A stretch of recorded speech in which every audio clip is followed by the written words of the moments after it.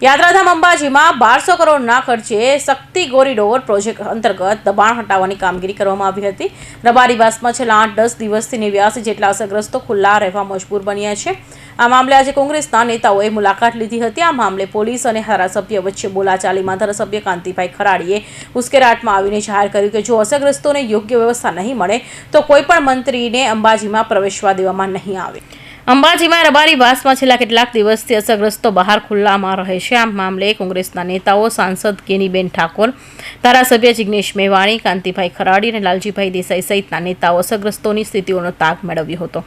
આ દરમિયાન બનાસકાંઠા જિલ્લાના એસીપી અક્ષયરાજ મકવાણા અને દાતા પ્રાંત અધિકારી પણ સ્થળ પર પહોંચ્યા હતા। અધિકારીઓ અસરગ્રસ્તોને વૈકલ્પિક વ્યવસ્થા અને પ્રધાનમંત્રી આવાસ યોજના હેઠળ મકાનો આપવાની બાહેંધરી આપી હતી।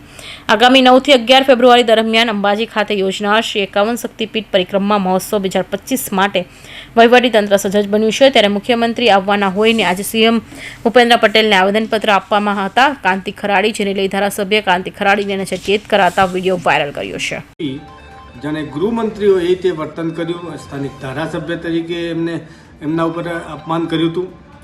એના લીધે આખા જ દોતાના જનતા આજે સીએમને આવેદનપત્ર આપવા માટે જવાના હતા, પણ એસપીના કહેવાથી સ્થાનિક પોલીસ બંદોબસ્ત રાખીને અમને નજરકેદ કરવામાં આવ્યા છે।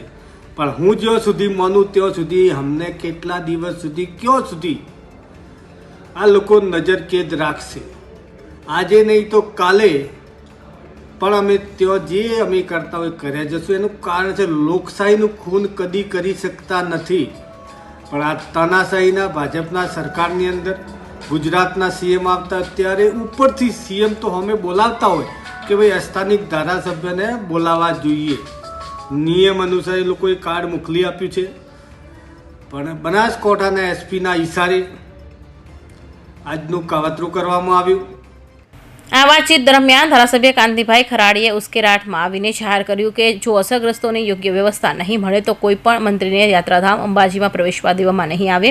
આ નિવેદન બાદ એસીપીએ કાયદો અને વ્યવસ્થાની જાળવણી માટે ધારાસભ્યએ આવી ભાષાનો ઉપયોગ ન કરવા સૂચન કર્યું હતું, જેને કારણે બંને વચ્ચે તીખી બોલાચાલી થઈ હતી। જોકે આવતીકાલે પરિક્રમા મહોત્સવ યોજનાર છે। આ ઘટનાને વહીવટીતંત્રની ચિંતા વધારી છે। ઉલ્લેખનીય છે કે દાતાના ધારાસભ્ય કાંતિ ખરાડી અગાઉ પણ જિલ્લા પોલીસ વડા સામે આક્ષેપો કરી ચૂક્યા છે। કૌશિક પટેલનો report, Hind TV news, Surat.